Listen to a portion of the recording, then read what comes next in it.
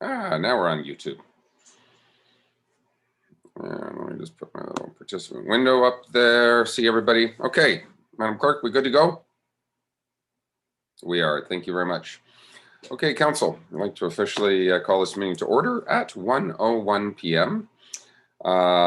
I confirm that Council is all here with save and except Councillor Nishikawa, who I've not heard regrets from, so we anticipate she will be joining us shortly. And everyone else is here, as well as members of our senior management team. I'd also like to acknowledge today that we are on lands, regardless of where we are on Zoom, that has been traditionally occupied by Indigenous peoples. And it's been Indigenous peoples that have cared for this territory for the benefit of future generations. Their stewardship throughout the ages, we certainly do recognize, so thank you. Today also, as this meeting is being live streamed and recorded from the Township website, anyone who is to participate in the open public meeting today, you are also consenting to your image and voice and comments being recorded and posted online. We have not received any comments through our standard email web channel today. We do have a supplementary agenda, and that is to remove 2 items, and that is items 8A and 9A, the corresponding bylaws. So that will be the only items on the supplementary agenda. So I believe that's it. Madam Clerk, we're good? Otherwise? Okay, yes. I'll ask Council if you have any disclosures of pecuniary interest. Seeing none at this time, I did have, but they've been removed from the agenda, so they will come back on next time when we get to our agenda items. Moving on to invited delegations, and that's our first order of business. At 1, we have Mr. Bosomworth, I believe, is joining us here, and that's for the Safe Quiet Lake Decibel Coalition. And we will see if we can get him, welcome him into the meeting and turn on his camera. Waiting for Rob to come join us.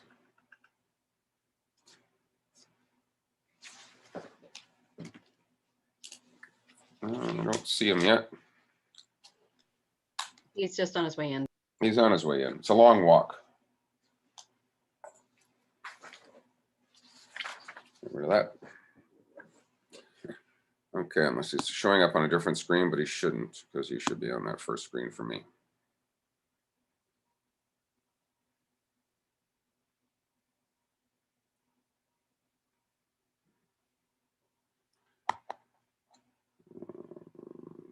I see him, I think, in the meeting now, but his camera, Rob, if you can hear me, we'll get you to turn your camera on and to join us. I also note that Councillor Nishikawa has now joined us. Welcome, Councillor Nishikawa. There he is. Good afternoon, Rob, and welcome. Good afternoon, everybody. Thank you for allowing me to be here. The floor is yours regarding our Safe Quiet Decibel Coalition. Already. Oh, we got, look at that. We got a presentation and everything. Over to you. Okay, well, yeah. And I think our clerk or somebody will be advancing the slides for you. So if you just say next. Yeah, that's fine. So we're good. You hold on. I just need to figure out. It's taken over my whole screen. So a few options. Let me just see. Exit full screen. There we go. All right. Very good. Your worship and councillors, I want to thank you very much for this opportunity to delegate on behalf of Safe Quiet Lakes and the Decibel Coalition. I'm going to keep this as brief as possible. I don't think I need to introduce Safe Quiet Lakes, and I think we already have a proposed resolution in front of council with a background on what the Decibel Coalition is. So let me just start right in to the second slide, which is the problem. All right, so we know that excessive boat noise is a pervasive and persistent problem on the lakes in Canada. We know particularly well how it can be on our lakes. This all started back in the mid-'80s when the US boat manufacturers started to produce high performance boats, primarily for offshore. And then, they brought the boat size of the boats down, and it became a big problem in the US And then as we moved into the 90s, the trend moved up here into Canada as the boats advances, designs advanced and everything. From what we know is it's particularly prevalent in the three largest boat markets, Ontario, Quebec, and BC, all of which have, fairly significant inland lakes. We know it's a problem for Muskoka, Lake Simcoe, Big Rideau, which is in Eastern Ontario. It's a problem in BC. I'll show you a chart on that in a few minutes. We know Memphremagog and Lake Massawippi in Quebec are two areas that we know. I know we Safe Quiet Lakes is delegated to council about our survey, and in that survey, 67% of people who were surveyed wanted a muffler law. 61% want decibel legislation. Today, the Small Vessel Acts require almost all boats to have a working muffler. There's a few exceptions. Sanctioned races, such as the poker race, as long as it was properly sanctioned, would be allowed. Boats built before 1960, if you're more than 5 nautical miles offshore, you don't need a muffler. But the muffler law is weak, and the police, it's just too difficult to enforce. And so they don't enforce it, and the police are frustrated by it. Today, many of the boats that come into Canada, particularly from the US, as long as they were built by a member of the National Marine Manufacturers Association, they already meet the standards. If you have a muffler diverter, I think not a lot of people know this, but if you have a muffler diverter, you must have it disengaged so that you can't use it while you're operating the boat. People ask, what would be the limit of noise, and how, is it really loud, or are we going to be shutting down half the boats on the lake? We're not going to be shutting down half the boats on the lake. It's only the really excessive noise. I've done a lot of work on understanding noise and measurements. I have a decibel meter. I've written 2 reports on boats that we've tested. 75 decibels is quite loud. The way to think about it is if you are sitting on your deck and a boat goes by and you have to stop talking, which is quite loud, that will be about 75 decibels. And that's what it was set in the US to, so that people could enjoy the water, their lakefront property, but boaters could still enjoy boating. Let's move to the next slide then. Thank you. So the Decibel Coalition. In November of 2019, Safe Quiet Lakes felt it was time that we took more progressive action to try to address this problem. We had been hearing about it since the beginning of Safe Quiet Lakes, and quiet is part of our name. So we created a committee, and we've been working since then. We now have, and our target is to get lake associations, enforcement agencies. We're talking to yacht clubs, and of course now we're talking to municipalities. And the goal, of course, is it's quite simple. We already have a law that says you need a muffler. We just want some performance standards set against those mufflers. And of course, the way you measure performance of a muffler is in decibels. So this is not, we're not asking for a brand new law. We're just asking for enhancement of a law that already exists.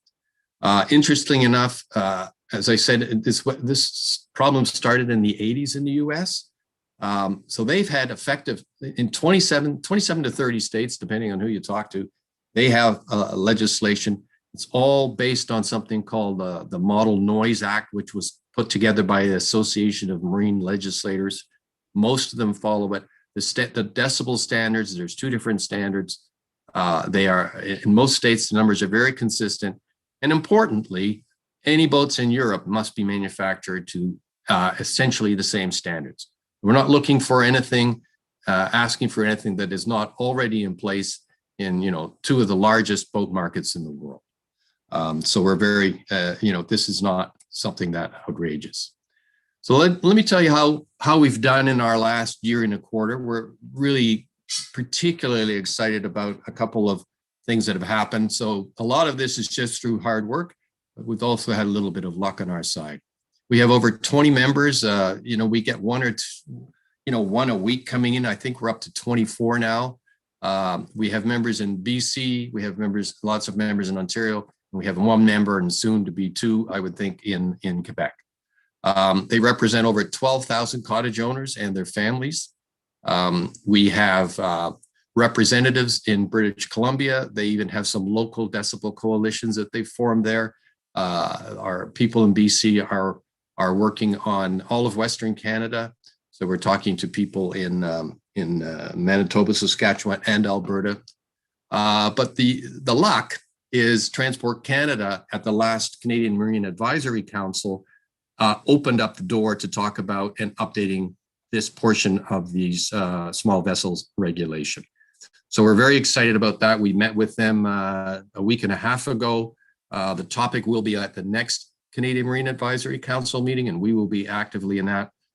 So we are engaged with them. And the exciting thing is we thought we were going to have to, spend a lot of time just getting into the door of Transport Canada. They have opened it for us. So we're pretty excited about that. So just go to the next page, the municipal attempts to control boat noise. I told you about our surveys, the police get complaints, and we hear about it all the time.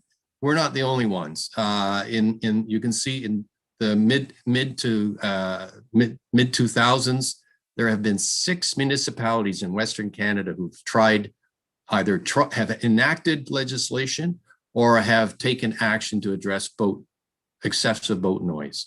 And they're frustrated, of course, because municipalities have no jurisdiction over the water. So, this is a national problem. The next page. So let me wrap up with the ask that we have of Township of Muskoka Lakes. I think you're all aware that the Township of Lake of Bays have already passed the draft resolution, and we're very happy about that. I was kind of hoping the Township of Muskoka Lakes would be first, but Lake of Bays beat us to it. So what the ask is pretty small, but for us it's important. We want your support. We want to be able to talk about it publicly. We would be delighted if you would, put information on your website and get it out to our ratepayers and community. And we would be equally as delighted if you would share the news that you have passed this resolution with other municipalities. Lake of Bays did that for everybody in the District of Muskoka. We would like if you could do it a little broader and reach, throughout Lakeland in Ontario, and I can provide you with a list of municipalities I think are appropriate. This would be much like an initiative taken by, I think it was the Township of Georgian Bay, who had an initiative in 2016. Your worship, you might remember this.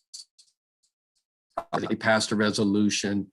Send a letter to Mark Garneau, the then Minister of Transport, about excessive wakes, asking for permission to be able to have some legislative power over wakes. And I think somewhere 25 to 30 municipalities participated in that initiative.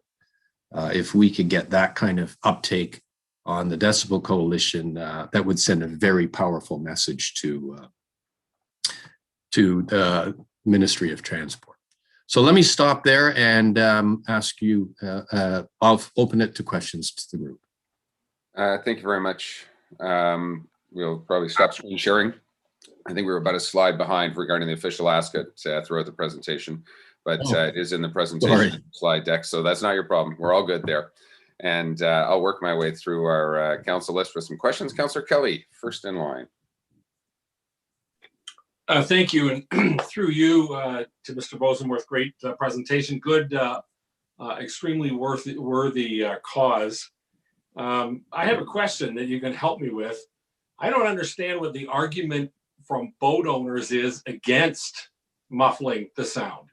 And I don't have enough experience with performance boats, but I can tell you with performance cars, the internal combustion engine generally does better with a little back pressure from a muffler system. So does somebody who has a high performance boat, open pipes, lose anything other than the "hey, look at me" sound that it makes when you ask them to run the exhaust through a muffler or underwater? Rob? Councillor Kelly, there is some evidence that you may lose up to 500 RPM depending on how much back pressure you can create, which might drop 2 or 3 miles per hour off. But technologies are advancing, and they're getting better and better mufflers who don't have performance impact. In fact, one of the questions we get is, well, what do we do about all the boats who have straight through the hull pipes that are technically illegal today? And the answer is that in the US, they've had this legislation for over 20 years. So there's an aftermarket for muffler additions that you can install actually on the exterior of your boat. We know of a boat on our lakes. It's a tough product. They make very high performance boats. They use Ilmar engines. This was over a very, very, very high compression engine, over 500 horsepower. And it was equipped with this Gibson Marine muffler that goes on the back. And that muffler is designed to meet both of the standards the measurement standards that we would like to have put in place for Canada.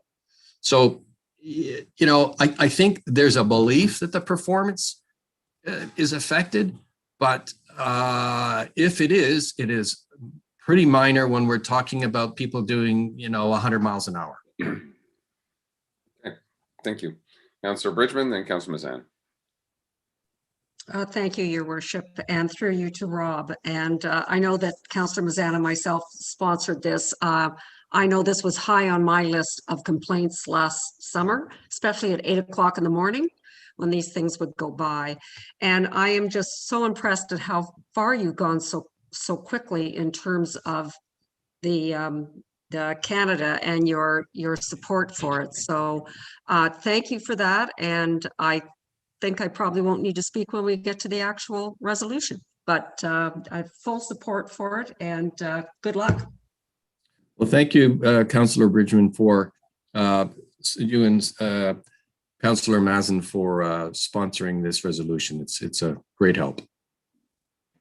Okay, thank you. Councillor Mazan. Thank you, and through you, echoing the same comments. We've been in ongoing discussions over the last, honestly, year. And the one question I have on the asks, the communicate with ratepayers as appropriate, that's something we can talk about internally. But for ratepayers who have been reaching out, and it's interesting because yesterday I had a call just wanting to circle back, and I said, well, your timing is ironic because the Decibel Coalition is coming to the township tomorrow to present. And so I found myself trying to explain the progress that you've made so far. The question I have for ratepayers, what is the best way for them to support you? Specifically, like, are you looking for extra sets of hands? Is it simply financial? Rob, go ahead. At the moment, we are looking to broaden the membership of our coalition. At the moment, we are not fundraising.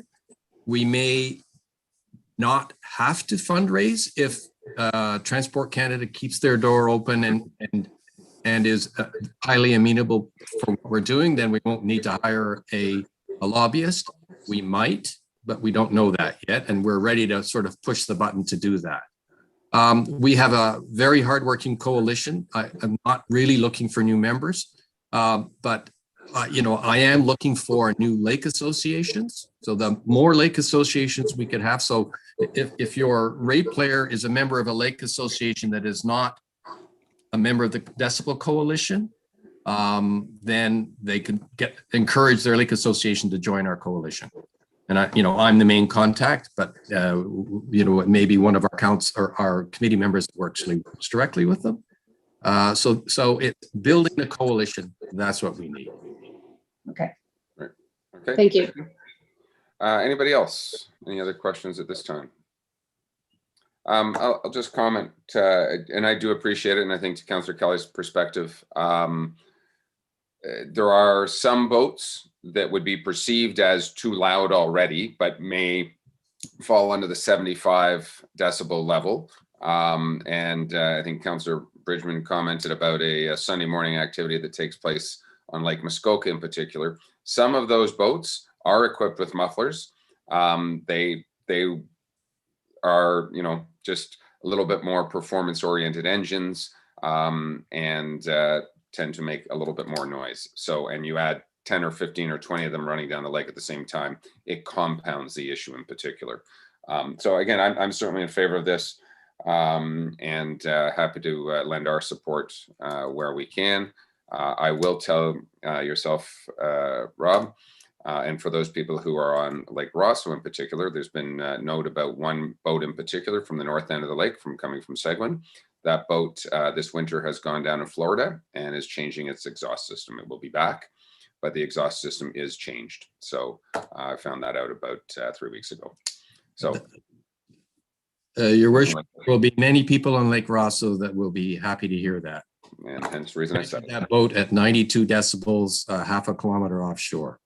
So I am going to, that's because you live on a point of land that everyone goes by. But yes, I'm going to advance a item now. We're going to move up because it is a request that we have in a motion, item 7A, and I think it's appropriate that we read that at this particular time. So I have a resolution moved by Councillor Bridgman, seconded by Councillor Mazan, whereas Safe Quiet Lakes has established a national decibel coalition of like-minded stakeholders called the Decibel Coalition. And whereas the objective of the Decibel Coalition is to have the Transport Canada Small Vessels Regulation, SOR 2010-91, enhanced to the federal government Transport Canada to include decibel limits on the amount of noise from boat motors and provisions for effective and easy enforcement procedures. And whereas the key to success of the Decibel Coalition is being able to share with various levels of government and their agencies the use of Township Muskoka Lake's name and logo on their communications. And whereas excessive noise from boat motors, motor noise on waterways is a pervasive, persistent, and growing problem in the Township Muskoka Lakes. And whereas jurisdiction of Canadian waterways is with the federal government, and as such, municipalities cannot make bylaws for lakes and rivers. And whereas the current legislation requires boat motors to have a working muffler, but has no performance requirements or sound emissions measured in decibel limits.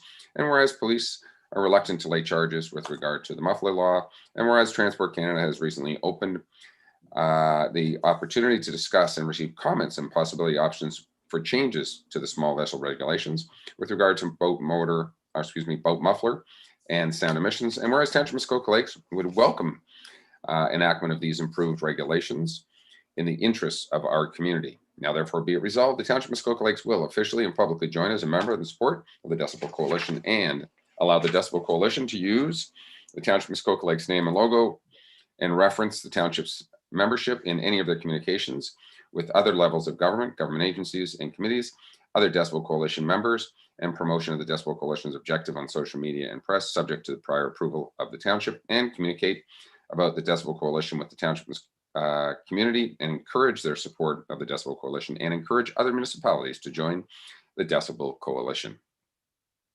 Any further comments or questions? I'll call the question. All those in favor? Mr. Bosomworth, I believe that is carried unanimously, if I may. I am very excited and very pleased. Thank you very much. Thank you. And I will say the one thing that I appreciate in there, and just so that council is aware, point 2 is that you'll be using our logo and reference township, but it's with us approving it forward. So depending what you're putting out there, we do need to approve that. So that would be going through Mr. Moore and department, just to make sure that we are okay with what's being said. As any deviation and as the Decibel Coalition enhances itself and changes, I want to make sure we're still in step. That's all. Your worship, we had the very similar requirement for Lake of Bays Township, and we will enforce that vigorously. Perfect. Okay, Rob, thank you very much. And thank you for your support of Safe Quiet Lakes throughout Township Muskoka Lakes. Have a good day. Yep. Okay, council. We're going to move on or back up a little bit, if you will. And we have our consent agenda and we have a number of minutes.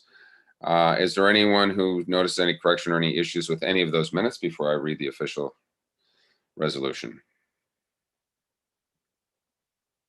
Nothing in particular. We have also added the item from this morning to this resolution, and that is regarding General Finance Committee action item 3 from today, which is regards to our closure of the Ontario Fire College. So without any further ado, moved by Councillor Bridgman, seconded by Councillor Edwards, be resolved that the Mayor and Council adopt and enact the following minutes and recommendations contained in the March 10th, 2021 consent agenda and direct staff to proceed with all necessary administrative actions. And that was our February 5th special council minutes, February 10th council minutes, February 11th planning committee minutes, action items 1 to 6, February 12th special general finance committee minutes, and action item 2, February 24th special council minutes, February 24th special planning committee minutes, action item 3, and finally today, March 10th, general finance committee action item 3. Any further comments? All those in favor? Madam Clerk, I believe that is carried. Thank you very much. Okay, let's see where we're going. That's all done. We're done 7A, 7B. We have a request. This one's being moved to requests for the capacity limits. And this has come out of Lake of Bays. There is a proposed resolution that's on the table. And basically, I'll summarize. I think we would really like to have some flexibility in our red zone, if you will. There's some questions about capacity limits. I can have a 10,000 square foot restaurant and only allow 10 people in it. And I can also have a 1,000 square foot restaurant and allow 10 people in it. So as long as social distancing is appropriate, I think we can possibly help some of our businesses entertain more capacity in their indoor dining. Anybody need any more comments of this? Or I'm going to go straight to the resolution. Councillor Kelly. Thank you. And through you, just a quick question. I fully support this as it relates to restaurants, but I wonder why we're not seeking similar sort of proportionate scaling for other retail space that doesn't involve dining. Stores, the numbers are limited, and I'm wondering if we can have those reviewed as well. Thank you for the question. For me, if I'm not mistaken, I may look to our CIO for a little further clarity. The big issue is that of dining capacity, that it's limited to 10 people. Most retail operations, as I understand them, under red zone is 25% capacity. They actually put a percentage capacity versus a hard cap on the number. The restaurant is the only one that puts a hard cap on the number. Mr. CIO, I see a nodding. I think I got that right. Okay. Anybody else? Okay. Moved by Mayor Harding, seconded by Councillor Mazan. Whereas the province of Ontario passed OREG 26320 rules for areas of stage 2 under reopening flexible response. Madam Clerk, as opposed to reading this in total, we have published this on the agenda, if I'm not mistaken. It is as read. Am I allowed to skip forward with Council's permission without having to read every recital here? I see that. Council, are you okay that I don't read this? Okay, it is as circulated in our agenda. All those in favor? And that is carried unanimously. Thank you very much. I think in the spirit of time on some of these where we are basically longer resolutions, we may try and just read them as circulated. So moving on, where am I at here? Sorry if I may. We are at 8A, which has been deferred. Thank you very much. 8B, declaration of surplus land. Madam Clerk, is this you? Yes, the bylaw is ready for passage with respect to the flooded land beneath a two-story boathouse. In order for the application to proceed, we need to transfer the lands to the owner of the abutting property. So we have to declare it surplus and pass a bylaw, which is under 9A2, Mr. Mayor. Thank you for that. You caught me looking through my papers to find out exactly where this was. I was looking for under 8 and I didn't see it. Okay, Council, any questions on this? That's good. This one's short. I can read it. Moved by Councillor Edwards, seconded by Councillor Hayes. Be it resolved that a portion of closed flooded original shore roads allowance on Lake Muskoka lying in front of lot 23, concession 8, Monk Robinson, Rule 9(4)38 be declared as surplus land, and that the clerk is hereby instructed to dispose of said property pursuant to section 8911 Municipal Act 2001, and further that bylaw 2021-19 to convey part 1 on Plan 35R 25950 be read a first, second, and third time and finally passed. All those in favor? That is carried, Madam Clerk. Thank you, and thank you for directing me accordingly. We're going to move on to our Parks and Trails Facilities Master Plan. Mr. Becking, quick overview. Thank you, Your Worship. The report sets out a recommended approach for the completion of the master plan. Staff are seeking council's direction with respect to how you wish us to proceed. Okay. Council, any questions regarding that? Councillor Roberts. Come on. Sorry, I was trying to get my hand up. My apologies to Director Becking. I just was reading it again this morning. Just had a couple of additional comments. The development of under one of the deliverables was development of the administrative framework. Could you explain what that is? And I have a couple other points. Mr. Becking.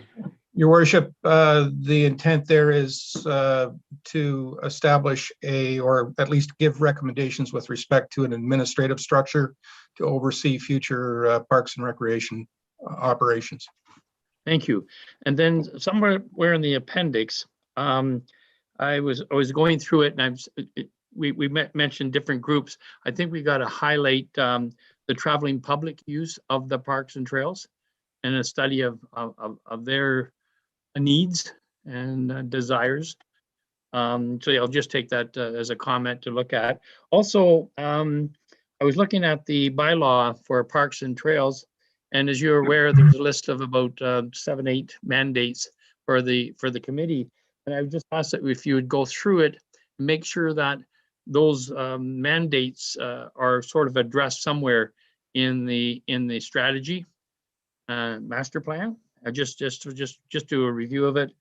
And the other one, because I was looking for future properties that would be suitable for parks or trails.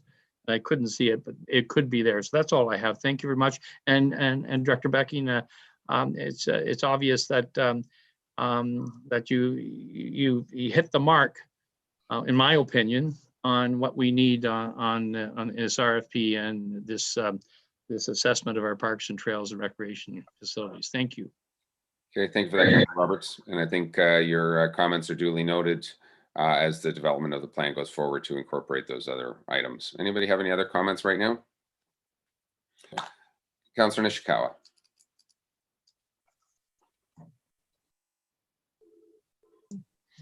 Sorry, actually, Mayor Harding, I think my question is to you in direction about this plan, but mostly about Hardy Lake Park and the parking issue. And I know if others weren't aware that the district has passed the resolution we brought forward to limit the amount of parking on Highway 169. Today, as I had to venture out at lunch, we still have that two-sided parking. And I guess my question would be, are you aware or how that will be policed? And it's not just Hardy Lake, we've got some other situations elsewhere, but will the OPP be given the instructions or direction that they could ticket? Thank you for that question. I think, and I may go to Director Becking specifically, or Mr. Pink, our bylaw officers would be the ones because it's a local bylaw. We have just approved putting some additional municipal bylaw at the District of Muskoka as well for some enforcement issues who would work with our lower tiers. But I don't believe that it would be the OPP. I may be mistaken in that. I think their job is more policing versus local bylaw enforcement. But I'm not sure if Mr. Becking wanted to chime in that or somebody else to offer a little greater insight. We can also ask that question of Public Works. And I do know on our district agenda at Engineering and Public Works coming next week will also be a discussion regarding parking at the Walker's Point Community Center to access the trails. So Ken, maybe you want to help me out? Certainly, Your Worship. The OPP will not enforce a municipal parking bylaw.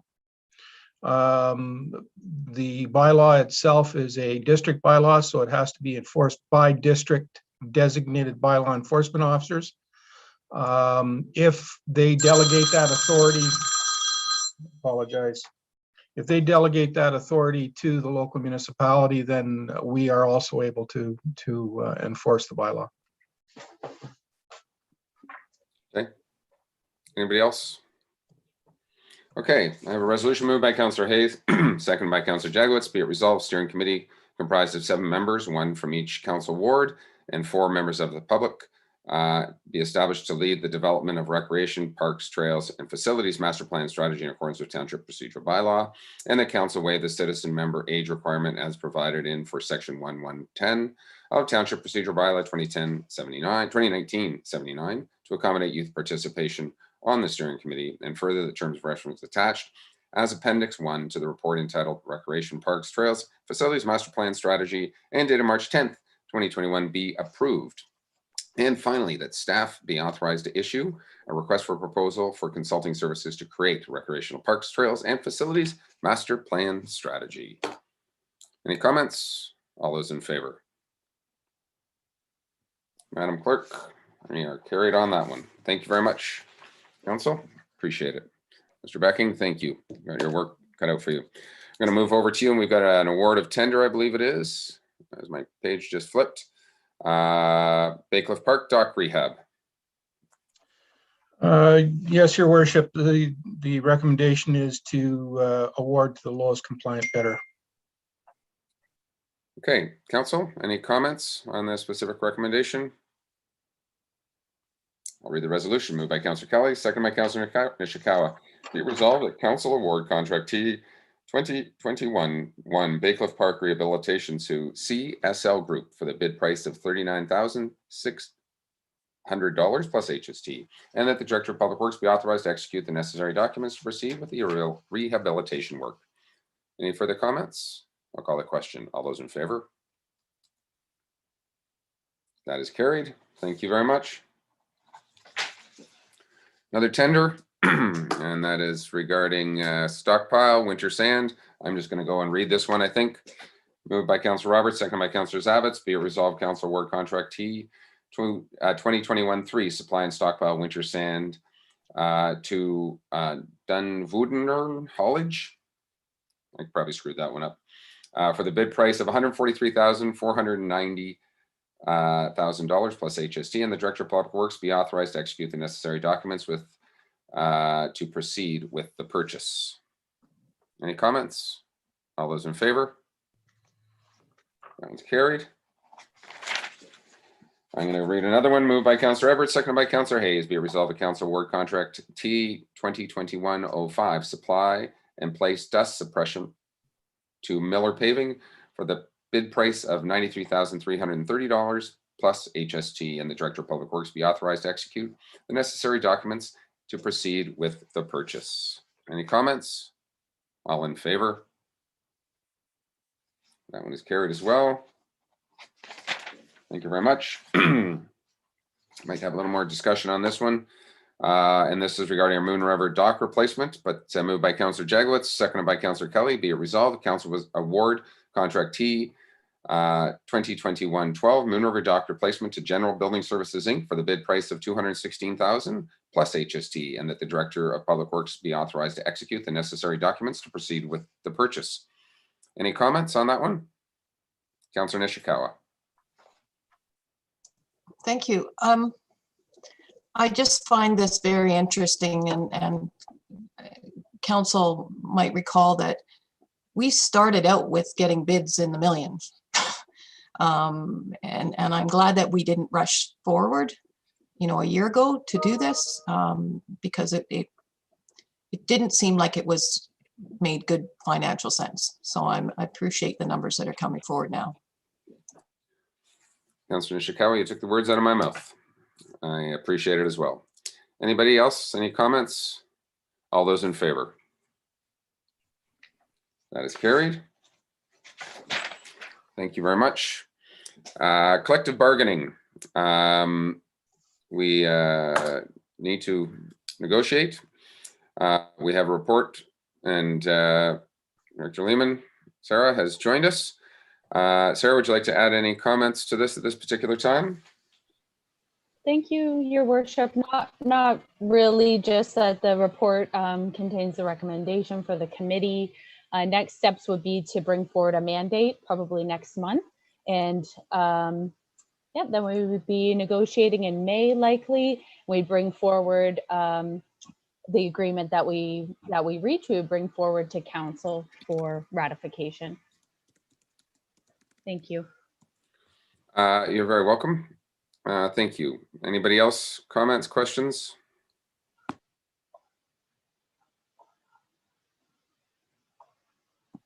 I muted myself. Thank you. I thought I was unmuting and I actually hit the mute button, but that's okay. What this we do need here is also a council representative to sit on this. I have been in discussion, and just to confirm, Madam Clerk, that I would also read the council representative at this particular motion at the same time. That's correct. Okay. Councillor Zabitz has actually agreed to sit in on this and be our council representation on this committee going forward. So thank you, Councillor Zabitz, for that. And I do know that Councillor Bridgman's got lots of union negotiation in the past for her former life, and also Councillor Edwards on the district council as well. So if you need some other support from council along the way, that's there. But I have a resolution moved by Councillor Nishikawa, seconded by Councillor Roberts. Be resolved that the collective agreement negotiating committee be comprised of the following members: Anna Landry, District Municipality or District of Muskoka Human Resources Committee and Team Lead; Sarah Lehman, Township Human Resources; Ken Becking, Director of Public Works; and Glenn Zavitz, our councillor rep. Any further comments or questions? Councillor Bridgman.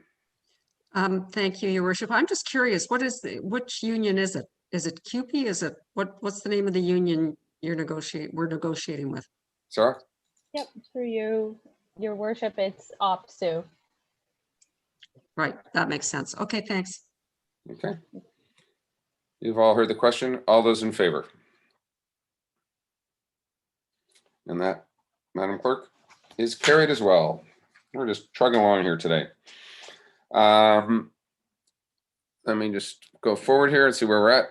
Rural small and rural municipality modernization funding program. We've got some intake opportunities here. I'm just going to go ahead and read the resolution moved by Councillor Zabitz, seconded by Councillor Bridgman. Be it resolved that Council confirms its support for allocating the remaining balance of the 2019 small and rural municipality municipal modernization funding for number 1, the acquisition of automatic spreader controls for township snowplows, and number 2, acquisition of a fleet management system. Very quick intake, needed to be ready. Anybody have any other further comments on this?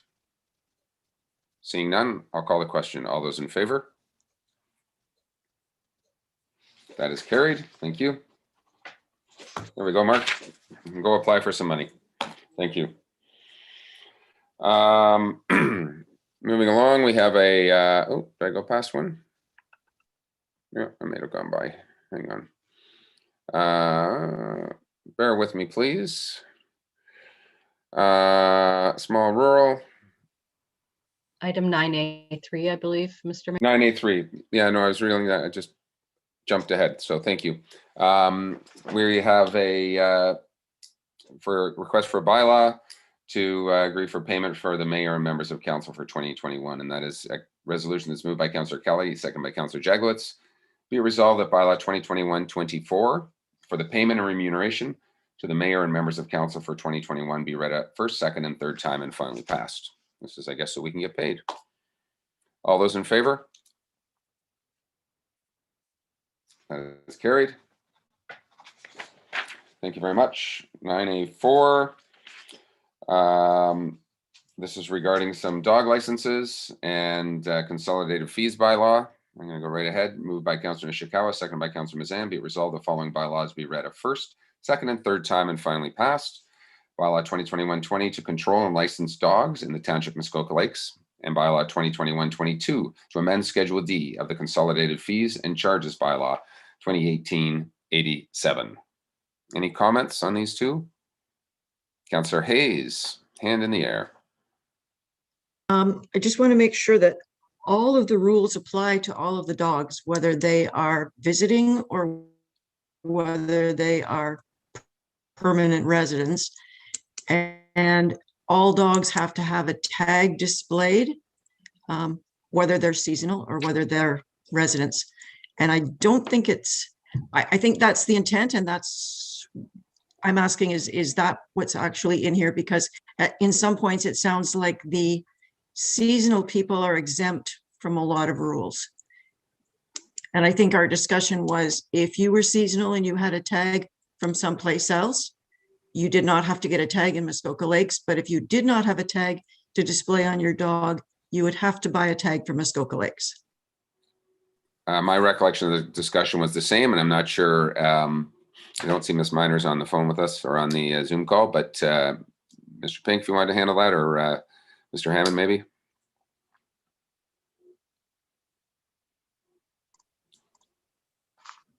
There we go. Sorry to put you on the spot, David. No problem, Your Worship. Hello, Council.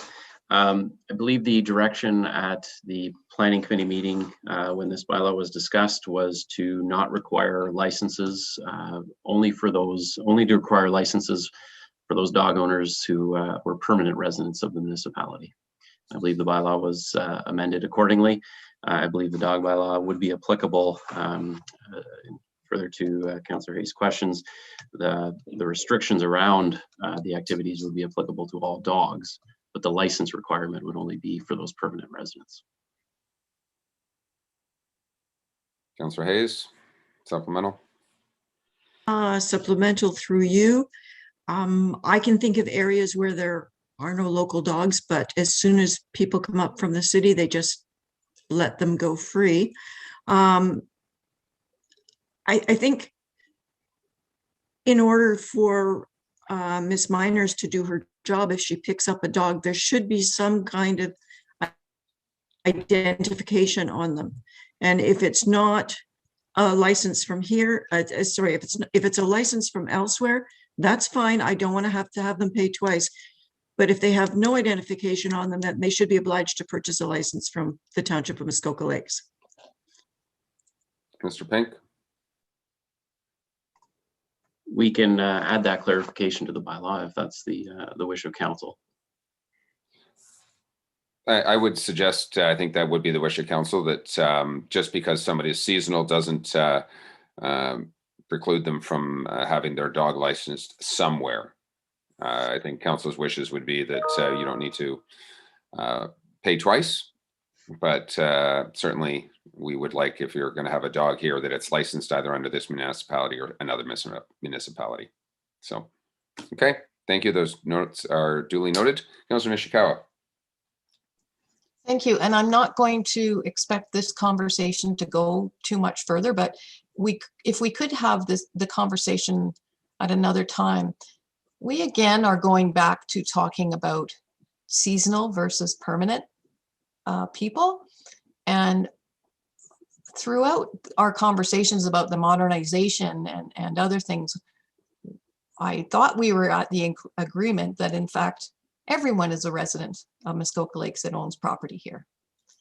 And so I think that I would like to see that incorporated in our conversations, and just assuming that everyone that is a property owner is a resident, because it seems like we want it to work over here, but we don't necessarily want it, or we need it to. So I would just like, if Muskoka Lakes is going to say we are the top, number municipality and all of these other things, I think we should just say that our residents, rather than trying to identify where they come from. I'm just saying going forward, I just don't like to be using different language here, a little bit different at district, depending on the meeting. Like, I just would like to, for me personally, if you're a taxpayer of Muskoka Lakes, you're a resident. Duly noted, Councillor Shikawa, and I agree. I guess I took Councillor Hayes's comments as if I have some people from the city up to my place for a week or 2 weeks or whatever, their dog needs to be licensed either here or there. More of a visitor than a seasonal resident, and I agree with your conversation. So anybody else? Okay, I've read the resolution. All those in favor? Madam Clerk, that's carried. Sorry, but it should be as amended. I think Mr. Pink was just going to ensure that the language was appropriate, Mhm. that it was clear in that direction. I'm not sure if the language, if it has to be amended or not, or just needed to be clear. Mr. Pink?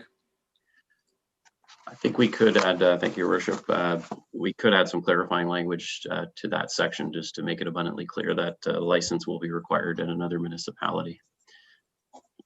So I think perhaps it could be as amended in the resolution. Okay. Not a problem. As amended has been amended or added or amended. Perfect. Okay.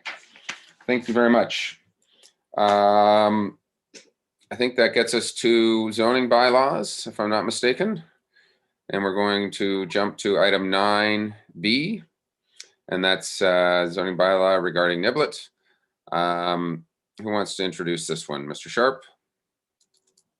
This came from Planning Committee last month. Good afternoon, Your Worship and members of Council. Consent and zoning bylaw amendment applications have been submitted to create one new lot, to grant a right-of-way, and to restrict the location of shoreline structures. In February, Planning Committee recommended to Council that the application be approved subject to a number of conditions of consent. No objections were raised by the district or circulated township departments. A number of objections were received from area landowners, including the immediate neighbors to the north. No new submissions have been received. Included among the conditions of consent recommended by committee is a requirement for a payment of a lesser amount of cash in lieu of parkland than would normally be required, and a requirement for an additional right-of-way to be granted in favor of the township in order to provide access over the subject lands between Lake Rosso and Halls Road for snowmobile access. No minor amendments are required at this time, and I have no further comments. Thank you. Okay, Council, any comments, questions before first and second reading? Moved by Councillor Roberts. Oh, sorry, Councillor Roberts. Yes, thank you very much. On the cash into a parkland, at that meeting, I had said 1% of parkland dedication, which it wasn't turned down. So I didn't mean at the time that we take the 5% and drop it to 1%. I was talking about parkland at that time, but it's up to the committee. I don't have a problem with and not reducing it, but I just wanted to make that clear. Thank you very much. Okay. Thank you for that. Anybody other comments? Moved by Councillor Roberts, seconded by Councillor Zavitz. Be it resolved that bylaw 2021-1008 to amend comprehensive zoning bylaw 2014-14 Niblet Rule 41195-2 be read a first and second time. All those in favor? That is passed, carried. Thank you.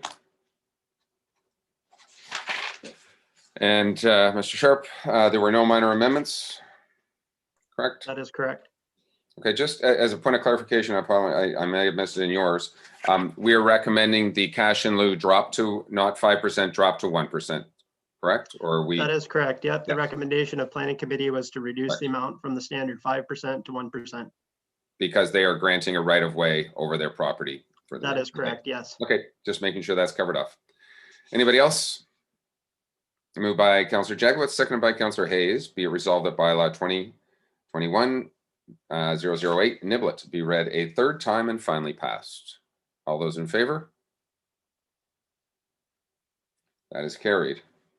Thank you very much. Any impact, Council? Questions, comments? I think if I can just add that I think it was the snowmobile trail, and keeping access to the snowmobile trail was certainly part of our decision as a community interest in here, if I may. Is that good, Mr. Sharp? I'm going to say yes, it is. I'm not hearing from you. So we're going to Yes, move on that's to the good. next. Thanks. Okay. And Wellner, Island Caledonia. Want to introduce this one? Thank you, Your Worship. A zoning bylaw amendment application has been submitted to permit a number of exemptions related to the redevelopment of an existing single-story sleeping cabin and an existing dock and boathouse.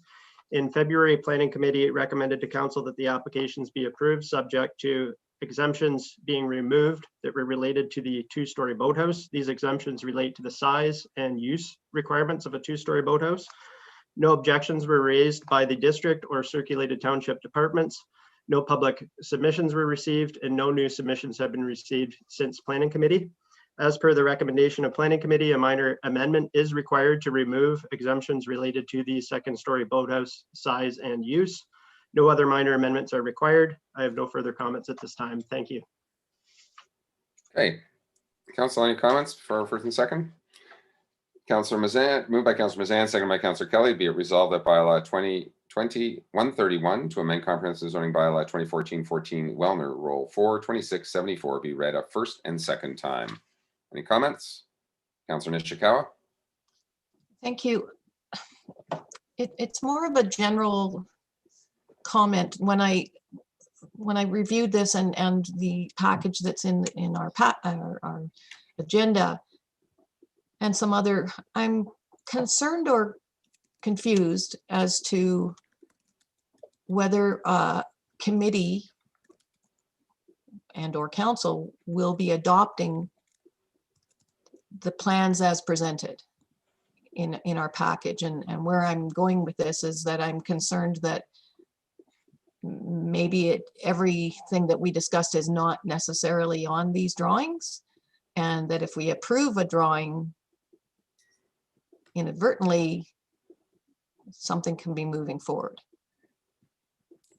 Thank you for that. I'll go to probably Mr. Sharp. I think the documents that we have today are the same as presented that we approved before. So I think the standard process that we follow is we bring forward the bylaw that was originally brought forward to Planning Committee, partly because we don't know what could happen here today at this meeting and the month in between and who might be here. But in this case, what would happen is council would amend the bylaw, and then after the fact, staff would look after all of those details that Councillor Nishikawa has addressed just now, including amending the bylaw itself and make sure that it gets attached to the notice of passing and that any site plans or drawings are amended accordingly. Thank you. Okay. So, but what we have on our plate here today is what we approved at Planning Committee. There's no, am I missing that? Sorry. So the bylaw hasn't changed. I think what needs to occur is council needs to pass an amendment prior to the third reading of this bylaw, removing the exemptions dealing with the roof dormers, right, and the use. Okay. Okay. So that we'll do that in the amendment perspective. Thank you. Any other comments? So first and second, moved by Councillor Mazan, second by Councillor Kelly. Be resolved bylaw 2020-131 to amend comprehensive zoning bylaw 2014-14 Wellner Roll 42674 be read a first and second time, which I've now realized I've already read. It's not Groundhog Day. That was last month. All those in favor? Thank you. Carried. The minor amendment, Mr. Sharp.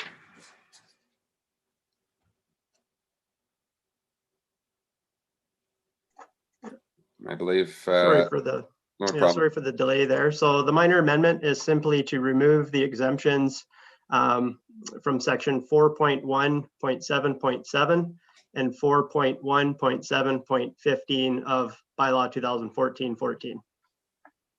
Okay, thank you for that, and we will amend the bylaw accordingly. Any comments, questions?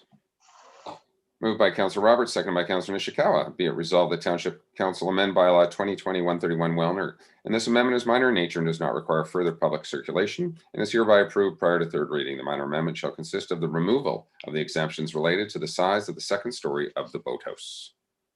All those in favor? That is carried. Thank you very much. Third and final reading, moved by Councillor Kelly, seconded by Councillor Zavitz. Be it resolved that bylaw 2021-31 Wellner be read a third time and finally passed. Further comments or questions, council? All in favor?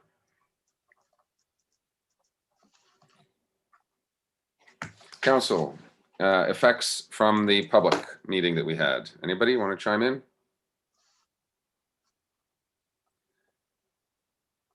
Okay, Mr. Sharp, I'll take a stab at it. I think it wasn't that we had a lot of public opposition to this. It was council's desire, I think, to remove the expansion, if you will, of the second story of the boathouse. And that was council's desire, not necessarily an impact from the public. Okay, thank you very much. Thank you very much. Okay, I think that's about it. We have some future meetings all published within our agenda. Planning Committee tomorrow, Committee of Adjustment on the 12th of April, General Finance on the 14th, and Council following that. And we also have a Planning Committee meeting on Thursday, April 15th at 9 a.m. Any other comments right now? I think we're probably good, Madam Clerk, to go into closed session. Okay. I have a resolution moved by Councillor Roberts, seconded by Councillor Nishikawa. Be it resolved that closed session convene at 2:02 p.m. for litigation or potential litigation, including matters before administrative tribunals affecting the municipality or local board, one LPAT matter, and proposed or pending acquisition or disposition of land by the municipality or local board, one proposed acquisition pursuant to Section 239(2) of the Municipal Act 2001. All those in favor? And that is carried. Thank you all. Council, if you want to take, why don't we take 5 minutes? We'll have the public and everybody else leave the meeting, and then we'll turn our cameras back on in closed session. Thank you.